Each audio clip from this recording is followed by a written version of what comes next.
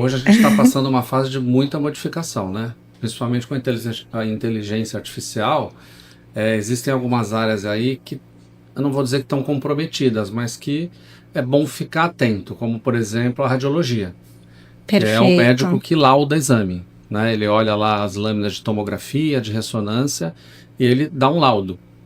Hoje já tem inteligência artificial que faz isso, faz muito bem. E a gente nem recebe mais as lâminas, né? Recebe o laudo só, né?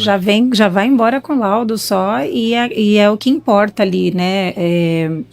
Praticamente. E quando não, a gente encaminha para o médico ali via WhatsApp, via e-mail, né? Então, essa interpretação desses exames, ela está sendo muito bem feita por alguns tipos de inteligência artificial. Eu acho que nós vamos passar nos próximos 10, 20 anos por um período de muita mudança em todas as áreas, não só na medicina.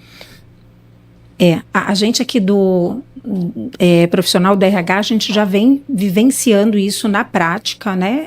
Sentindo isso, mas a gente acreditava que algumas áreas ainda estavam no início, né? E aí você trazendo isso é um ponto bastante interessante, bastante curioso, e que faz bastante sentido, né? Porque de fato a gente consegue hoje qualquer informação, qualquer coisa que a gente precisa, a gente consegue hoje através aí de inteligências artificiais, né? A gente consegue montar cada vez mais, né? Muito mais. E aí, e como você falou, com muita assertividade, né? Exatamente. Com muita assertividade, o que é bom e o que preocupa também, né? Porque nós, olhando ali a quantidade de curso, a quantidade de formações, a quantidade de profissionais que estão se formando, a gente imagina que esse mercado aí, de repente, vai se tornar um pouco mais seletivo, né? Inclusive, no caso, por exemplo, dos hospitais, vão procurar os profissionais muito mais qualificados, não só tecnicamente, né?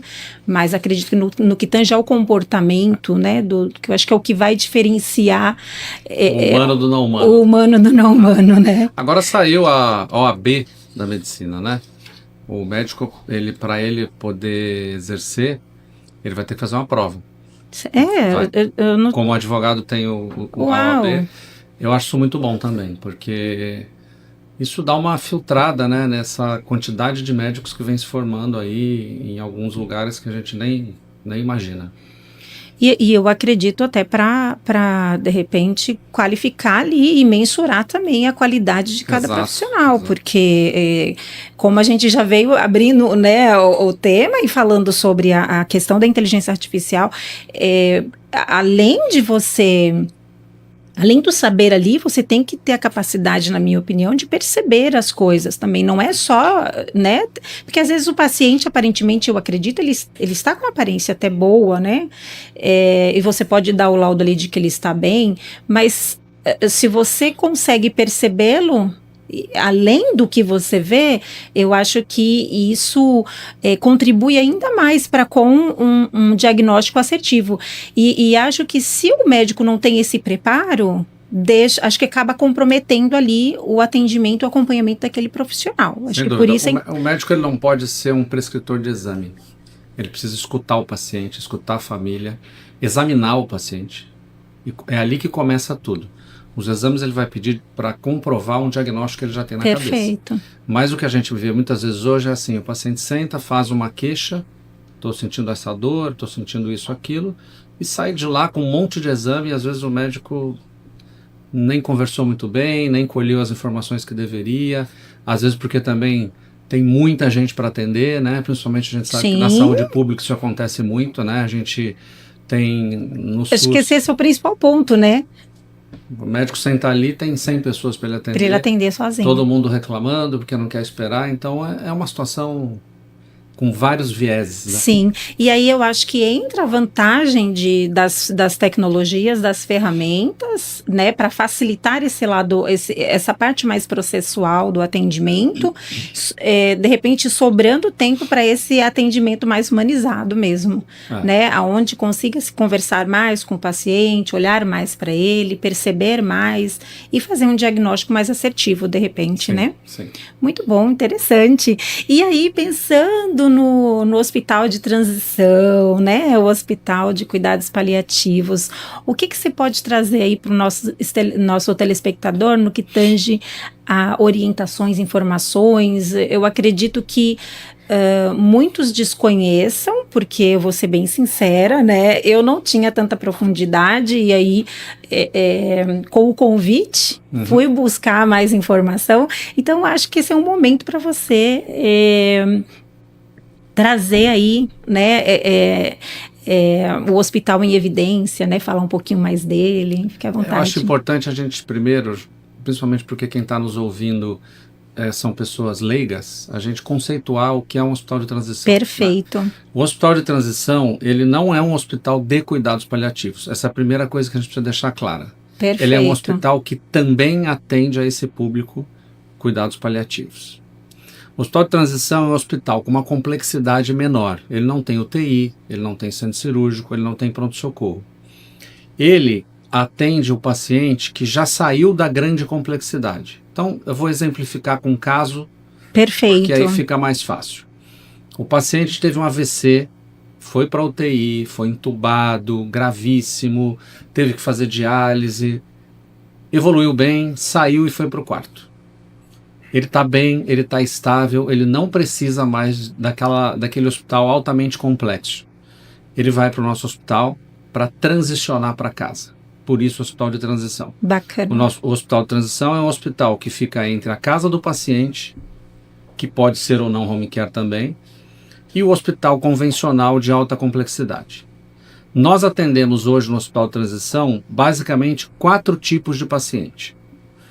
O primeiro deles é o paciente que a gente chama de clínico estável. Então, o paciente passou no pronto-socorro, é um paciente de 80 anos, tem uma pneumonia, não precisa de UTI, não tem cirurgia nenhuma que precise fazer, ele precisa internar, tomar antibiótico, fazer fisioterapia, oxigênio e cuidados médicos de enfermagem. Ele não precisa ir para o hospital de alta complexidade, ele vai direto do pronto-socorro para o hospital de transição. Perfeito. O paciente de cuidados paliativos, que é um tema que a gente vai falar daqui a pouco. O paciente de reabilitação, o paciente sofreu um acidente ou teve um AVC e está reabilitando, não dá para ir para casa ainda, ele vai reabilitar no hospital de transição. E o longa permanência, que a gente chama, que são esses pacientes já acamados, com sonda, que não tem mais condição de estar em casa, né, por diversas razões, que a gente atende lá também. Então, basicamente, é isso que faz o hospital de transição. Ele atende pacientes que precisam de cuidados, mas que não precisam de cuidados complexos de um hospital de alta complexidade. Aí você vai me perguntar assim, mas e se esse paciente que está com pneumonia está lá e ele piora e precisa de uma UTI? Ele vai ser transferido para uma UTI. Aí é onde que faz a transição dele para a complexidade. Para o hospital de alta complexidade. Perfeito. Acho que é interessante trazer essa clareza mais técnica, né, para o nosso telespectador.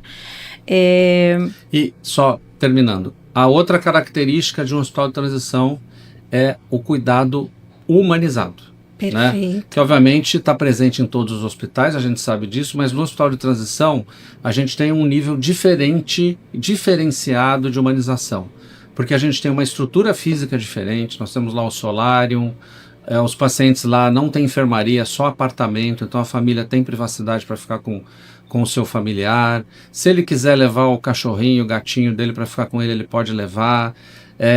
Eles sobem para ficar no solário, os pacientes que obviamente podem fazer isso. A equipe é treinada na sua integralidade para cuidar do paciente da forma mais humana possível. Quando eu falo equipe, não é só médico e enfermeira, é a copeira que vai levar o almoço, o jantar, é a pessoa que vai fazer a limpeza do quarto. Tudo isso faz parte de um contexto que a gente chama de cuidado, né? Porque é o que eu falei aqui agora há pouco. Cuidar não é só prescrever medicamento e pedir exame.